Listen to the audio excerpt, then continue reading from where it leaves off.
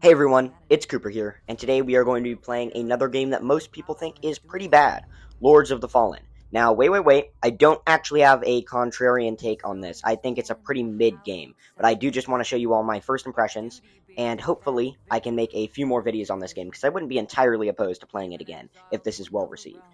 Also, as you can hopefully tell, I did get a mic, so hopefully the audio in my videos is a bit better from now on. Now, this opening cutscene, I tried to pay a lot of attention to and kind of like absorb the lore they were trying to shove in my face. It was kind of pretty generic. I thought it was kind of like John Souls-like lore, so I didn't really get that invested into it. But I will say that I will give them props on the fact that the animation was very good and that the direction and staging of all the different shots in this cutscene were very professional. But again, I would expect that from a game with this sort of budget. So I'm not really going to give them like insane props for that, but I did just want to point it out. So I started to make my character. There are quite a few classes here, and I was kind of pleasantly surprised to see the amount of variety in the different sort of like attire and weapons and stuff that you can pick here. I thought they were all pretty cool looking, and I had quite a difficult time deciding on which one I should use for my starting class. This guy here, though, it does really seem like they were trying to go like Bloodborne with this guy. I don't know. It really reminded me of that game. And this guy looks just like one of the starting classes from Elden Ring, like almost identical. I didn't want to do magic this playthrough, but I do always do dexterity, so I decided to switch it up and do something that was a little more strength and like vigor oriented this time. So here's my finished character. I went with the guy that had the flail because I always think that's a cool weapon. The character creator was fine. It was not anywhere near as good as Elden Ring's, but it was fine. And I really wanted to give them props for this like run modifiers thing you can do. That would be really cool for like replayability and like New Game Plus stuff. So I just wanted to point that out because I thought it was a really cool feature. Now, my first thoughts upon loading into this like starting area was that I do really like the art direction they're going with, like this swampy type area. I don't know, I just really liked it. Immediately I was like, whoa, this game looks pretty good. And I also did have a kind of annoying pop-up that was like giving me a free thing for the anniversary. I kind of wish they didn't have that because that was kind of like, I don't know, it kind of like ruined my immersion. So here's the first guy up here.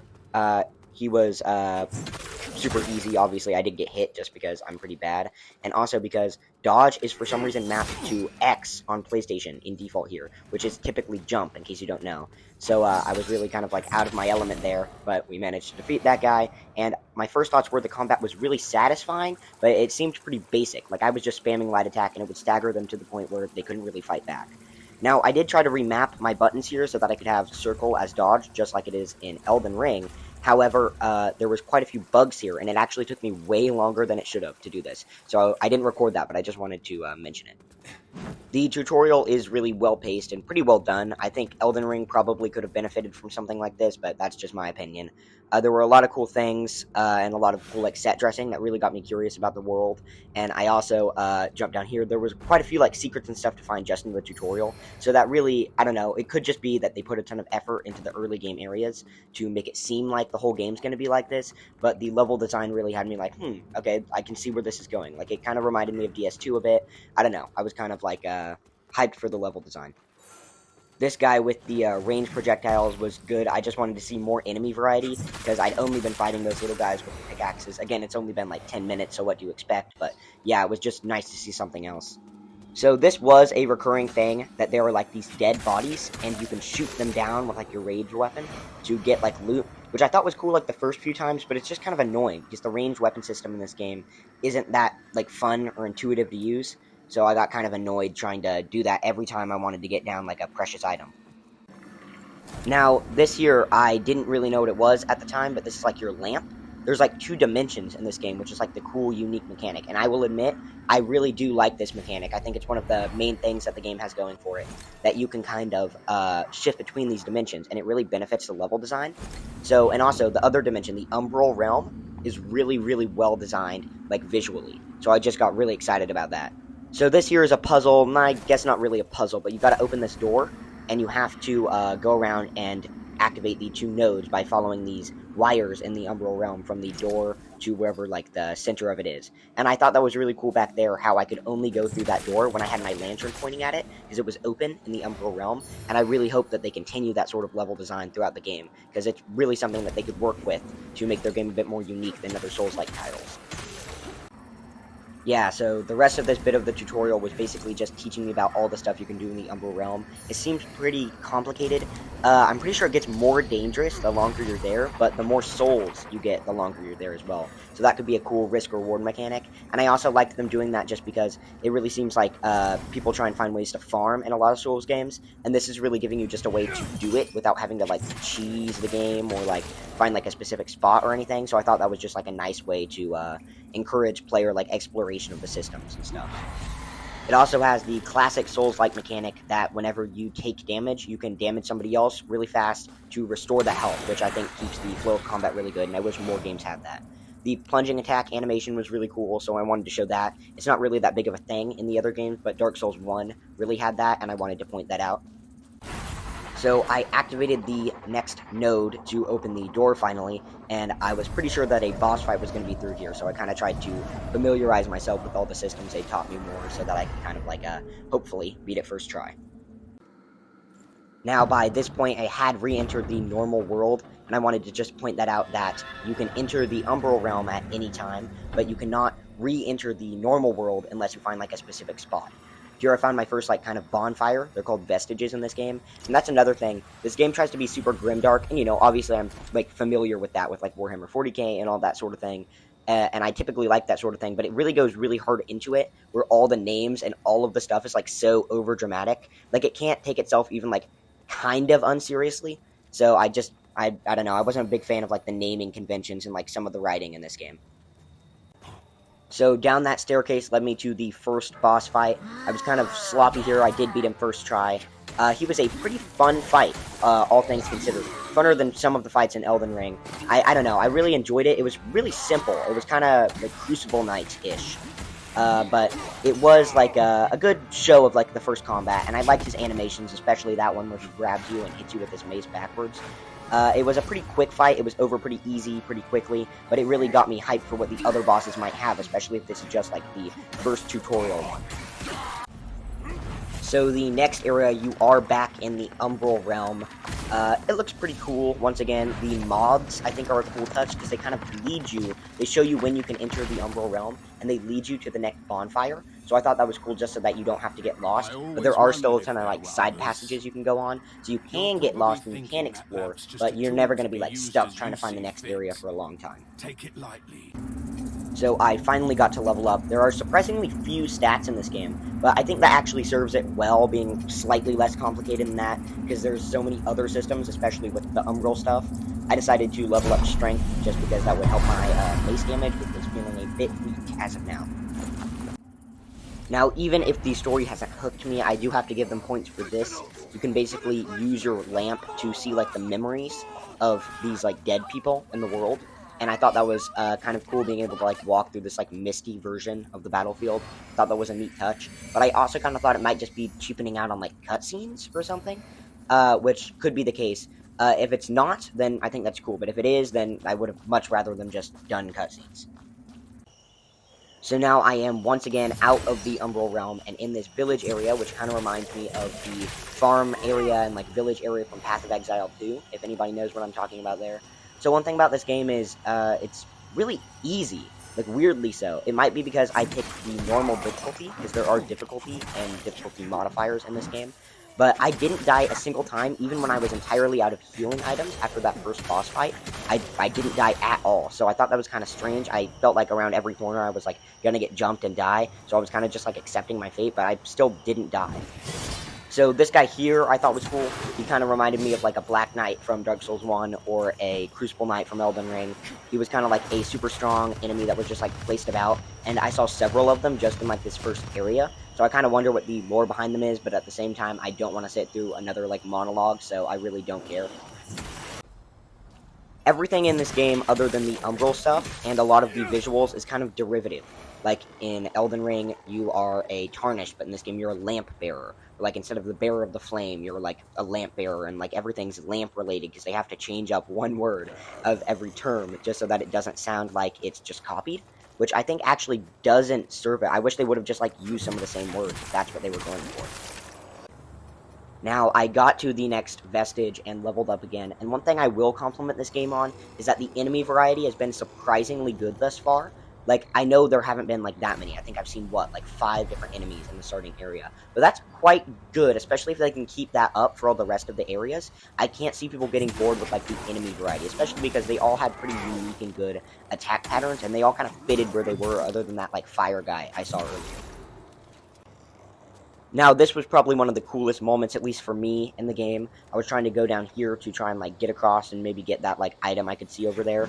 And I kept going down, and I was like, I wonder how I'm supposed to go through here. Turns out in the Umbral Realm, there's no water there. So I really thought that was cool. I don't know why. That kind of stuck with me. That's one of the only things I really remember, like, a few hours later.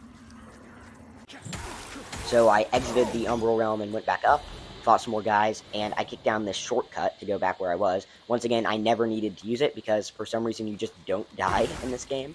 But I did think that was cool and kind of reminded me of stuff from DS2, DS3. Now, one thing I did think was kind of strange is that I hadn't really picked up any new, like, weapons or armor, and I know this isn't a looter shooter like Warframe or something, so I'm not going to be picking up stuff constantly. But even compared to the other Souls games that I played, especially Elden Ring, you're getting new stuff to try out and new stuff to play with quite often, and this game just doesn't give you that sort of thing. So I was wondering if maybe there's like a lack of weapon and armor variety, and that's why. I talked to this guy again. He seemed kind of like the downtrodden NPC you see in every Souls game ever. Now, he gave me another thing for another cool mechanic, in that in the Umbral Realm, you can plant these little seedlings that let you respawn there as if it was a bonfire. And that's another awesome mechanic, but only in the Umbral Realm. It almost seems like they had 2 different teams working on the Umbral Realm and then the main area, and they both thought that their portion was going to be the main part of the game that you were in all the time, and the more boring one was kind of forced into being like the main thing. But the Umbral Realm has like all of the interesting mechanics, so I just thought that was kind of strange how different they were. Now, I talked to this guy again. I kind of thought that this might be the Round Table Hold or like Majula area of the game, because it kind of gave off that vibe if it was kind of like boring though. But I did shortly after recording find the actual one, so that was not the case. That view that I just showed was pretty impressive. I did like it. I thought the visuals were good, but I also was kind of unimpressed with like those glowing lights in the background. I don't know. It felt very video gamey or like fantasy-y rather than believable, beautiful view. And also, so did all of the like random fire and volcanoes on top of this mountain. I'm sure they have some in-universe explanation for it, but once again, I don't really care. So after cleaning up some more enemies, I went over to this big gate, which I assumed was a boss fight, and I was absolutely right. Now, this cutscene, obviously I don't understand a single word they're saying, because I didn't really pay attention to much of the lore and lore books and stuff that they gave me, but I did think it was pretty cool and well shot. If that's not just YouTube's compression, by the way, every time it shows her, the textures on her armor render in and out, and that even happens during the boss fight. So I thought that was kind of like a quality control thing that they might need to focus on. All those who would see our will defied. Even as our suffering continued, I honored my pledge of patience to the Exactor. And yet you now appear before me, a stranger, bearing what was not yours to receive. A betrayal made flesh, and one I cannot brook. Now, I was kind of really conflicted while fighting this Fietta boss, because on one hand, her moveset was pretty good. Like, I enjoyed fighting her. I thought it was fun. I wasn't ever like, oh, I'm gonna rage quit, this boss is so unfair, her moveset is so bad, even though I was doing a poor job of dodging her attacks. But on the other hand, I really, really hate the design choice with her sword being a giant glowing beam of golden light. I think that's really stupid. And also, she's just a guy in armor, which, once again, I love DS2, and most of the stuff in DS2 is just guys with armor. But I did feel the need to point that out. So here's another mechanic. You can revive going into the Umbral Realm, though, if you die. You can only do this once per life. So I thought that was kind of cool. I don't know why they don't just give you more health or make you take less damage, because that seems like it would accomplish the same thing. But it was kind of cool coming back to life like that.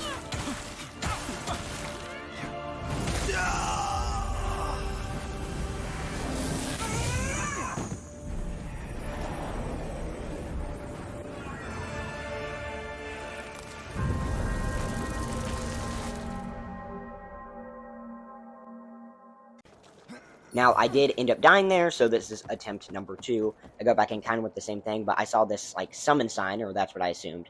and I do think, once again, the mods are a really cool way of showing stuff like that.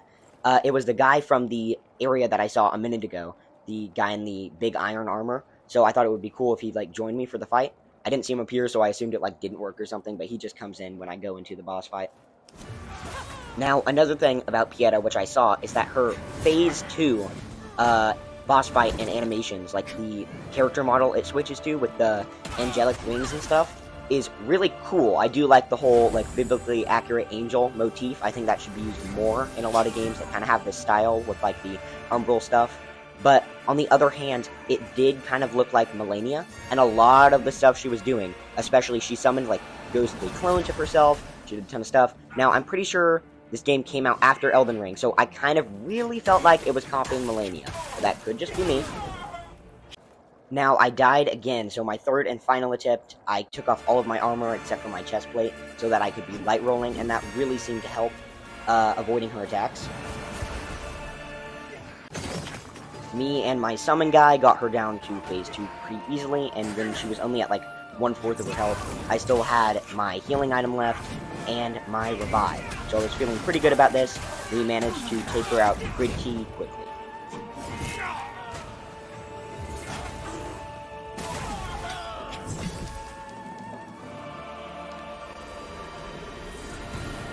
Now, this is where I stopped for today, just because I felt like this was kind of the end of the first main area, or even just like the first tiny area. So if you do want to see me play more of this game, which I wouldn't be opposed to, then if we can get this video to 100 likes, I will make another episode out this week. Now, final thoughts on the game. I don't think it's terrible. I don't think it's like a very bad game, like some people have claimed, but I don't think it's good either. I think it is the definition of mid, from what I have seen. It's very mid. It was fun. Like, I didn't at any point be like, I hate this, I wish I could be doing literally anything else, which I have done with some games, but it wasn't like, ever like, whoa, look at that, that's so cool. Would I recommend it?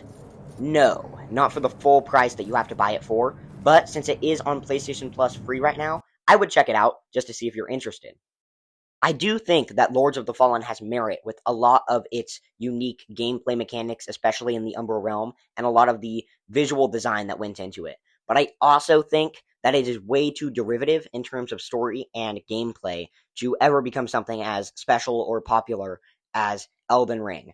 But in the future, when Lords of the Fallen 2 releases, I will probably be trying that out, especially if I can get it on sale. So, who knows, maybe they'll turn stuff around. Until then, thank you guys so much for watching, and please make sure to subscribe because it really helped me out a ton. I will see you all in the next one.